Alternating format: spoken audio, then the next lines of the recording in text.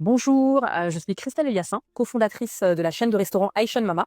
Donc, nous avons deux établissements à Paris, un dans le 18e arrondissement et un autre dans le 7e.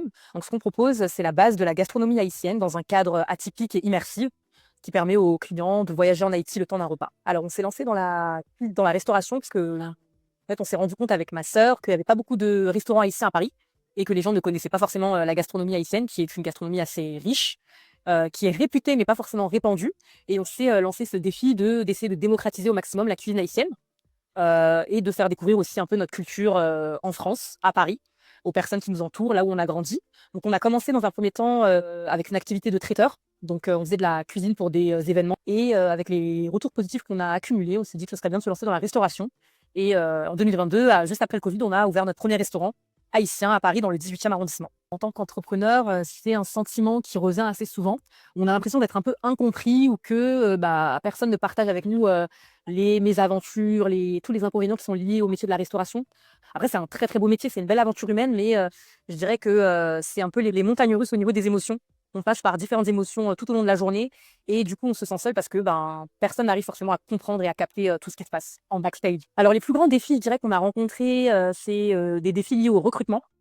En fait, la cuisine haïtienne, c'est une cuisine qui est très peu connue et du coup, quand on a dû recruter des cuisiniers, on a dû les former de A à Z. Et ça, c'est assez compliqué de former les cuisiniers à une cuisine qu'ils ne connaissent pas, savoir faire du riz djonjon, savoir faire du riz sauce poire. Donc, ça peut mettre un peu de temps avant de lancer la machine et avant que tout soit. Il y a un turnover qui est assez important. On a des cuisiniers pendant un an et puis après, ils peuvent nous quitter du jour au lendemain. Pareil pour les serveurs. Donc, on est tout le temps obligé de recruter, former, recruter, former. Je dirais que c'est l'une des problématiques qui est les plus complexes à gérer dans notre métier, l'humain.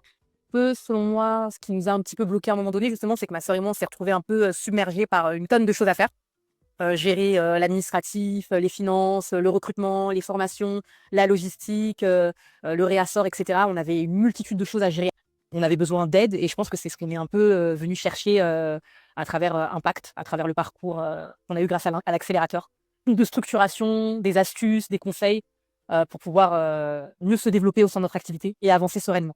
C'est la première fois que j'ai pu assister à des ateliers avec des personnes du métier qui s'y connaissent vraiment, qui ont vraiment un pied dedans, des acteurs de la restauration, qui nous ont délivré pas mal d'astuces, de conseils, qui nous ont guidés un peu à mieux structurer notre activité. Par exemple, avec ma sœur, on s'est lancé dans la rédaction de notre manuel opératoire, chose que je pense qu'on n'aurait peut-être pas pu faire sans avoir les ateliers qu'on a eus avec l'accélérateur. Je pense que ça a changé quelque chose dans notre quotidien parce que ça nous a permis tout simplement de nous structurer, de nous fixer aussi des règles, une ligne conductrice. On en avait déjà avant, mais il y a des choses qui sont beaucoup plus claires et on arrive à prendre du recul et à se dire, finalement, en fait, c'est des choses qui arrivent à tout le monde, à tous les restaurateurs. Tous les restaurateurs passent par les mêmes problématiques, par les mêmes difficultés.